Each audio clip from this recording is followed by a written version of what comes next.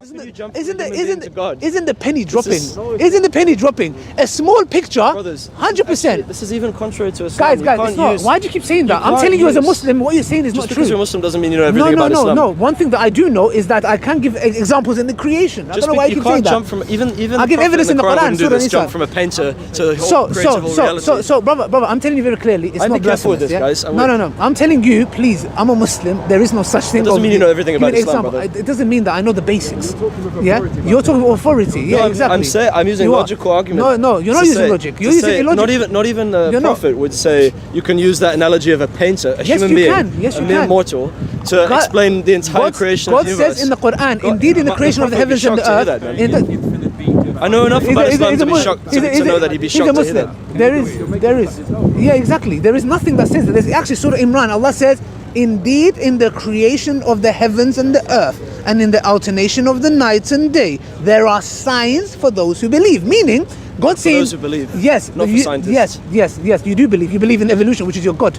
That's the evolution difference. Is not my God. That is your God. I'm going to take issue with this. This is. You know why? Evolution is not my God. The reason being. Okay. What gave rise to us? Evolution. Okay. What gave rise to us? Evolution is a scientific concept. No problem. Used to explain how species came about, how we have a huge diversity of animals, plants, life forms. Okay, no problem. Evolution uses explanations like natural selection, sexual selection, no problem. A mixture of competition and cooperation, no problem. Adapting to the environment. No problem. It's a model of explanation, a theory for how we have such a variety of life forms on this planet. Okay, so how did we come to be? You can't describe that as a God. That's a scientific concept. Problem. How did we come to be? God is a theological concept used to try and explain why is it that there isn't anything at all.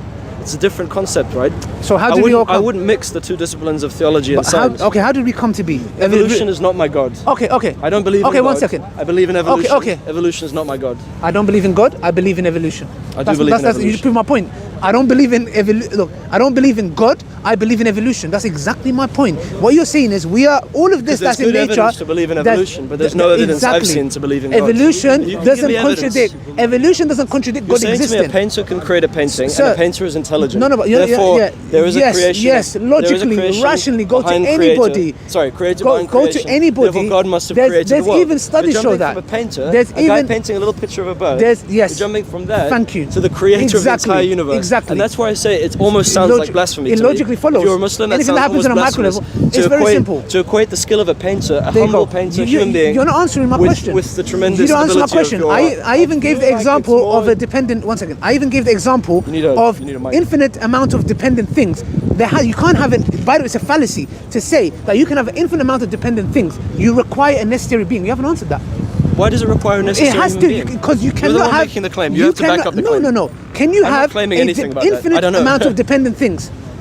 We just established. I'm asking some question. No, I agree with you on that. 1 second. Okay, if you can't, it requires a necessary, self-sufficient, independent being that gives rise. Why does it have to be intelligent or have a will? Because how could it give rise to us dependent things who have conscious and will, and it doesn't have those attributes itself? It doesn't have to have those attributes. How does it give rise to us? The wind blowing the vase on the floor. No, but who created the wind? No, it doesn't have to be who. That's a loaded question. There you go. That's a loaded question. Where did the wind come from? No one created the wind. The wind is a force of nature arising out of climate conditions. Okay, and how? It's not who created the wind. A wind has some force. What gave it that force? Star, right? No, how did it give it that force? Well, how do you know? It comes from the interaction of climate. Answer the question. One second. That's one. Yeah. The rotation of the planet has to do with wind. What caused the rotation of the planet? Well, that's to do with gravity and the way we move around the sun. What caused the gravity? Again, guys, just to be clear, I'm not astrophysicist. No, you don't need to. You don't need to. I remember some of my primary school education. Look. I remember some of my primary school education. Look, all you need is logic and rationality. I don't want you to be a scientist. We can agree on that. We need logic and rationality. Thank you. I agree with you on that. So I'm logic saying and rationality. Atoms. Does atoms have conscious? They don't have consciousness. Do they have a will? A will. It depends what you mean by will. Will. Brother, if they have a motivating force, if that's the will, then yes. But if by will you mean a conscious decision, yes. Look, I even struggle with the idea of free will. I'm not sure if I believe in that. No, you're a hard determinist. You don't believe in that. I'm a compatibilist. I believe in both. What I'm trying to say I'm more actually with you on that, to be honest. Okay, that's good. It's a complicated mixture. So you can be a Muslim and believe in qadr and free will. That's another topic. That's it. If a atom doesn't have consciousness, how does it give rise to us conscious beings? If an atom doesn't have consciousness, how does it give rise to conscious beings like us? It doesn't have the properties of consciousness. Well, again, I'm not a scientist, but as far as I know, atoms, when they came together to create the elements that we have. How did they come together? In the periodic table. Those elements then Well, we talked about electrons, how different atoms, different elements have different numbers of electrons, and depending on how many electrons they have, that draws them together. Why is it like that? Because it's composed. It's composed. Gravity. As far as I know, it's to do with gravity. Okay, but it's composed in that way. I'm actually going into an area of discussion which I'm not like I'm not a chemist or a scientist. Neither am I. However, So don't argue. I know enough to say. Yeah. I know enough to say that you're drawing too much. Okay. We're wrapping 5 minutes. Yeah. You're drawing too much from too little evidence. But you didn't answer my question. Because it's a loaded question. It's a bad no, question. it's not. No. Be. You said to stop humility. Yeah, someone wants to join it. Maybe we can. No. You know what? I don't want no one to join in. You know why? With all due respect, I'm so sorry. I want you to answer this question. Does an atom have consciousness? If it doesn't, how does it give rise to beings like us, which we have consciousness? And we know. No. What kind of question is that? Gravity. What kind of answer is that? No, one second. Electrons being drawn together in certain numbers. Does electrons have consciousness? No, they don't. No. They don't. Okay. Not that there's no evidence that they do. Maybe they do. I'm not a scientist. No, they don't. No, they don't. Because there's a whole situation with the scientists grappling with a hard problem of consciousness. How do we have consciousness from atoms that we are made out of that doesn't have consciousness? Look, even psychologists, neuroscientists are trying to grapple with where human consciousness comes from. The thing is what this comes down to for me, if we're going to wrap up now, yes. What this comes down to me is the scientific approach accepts that there are huge gaps in our knowledge. And that's called the science of the gaps.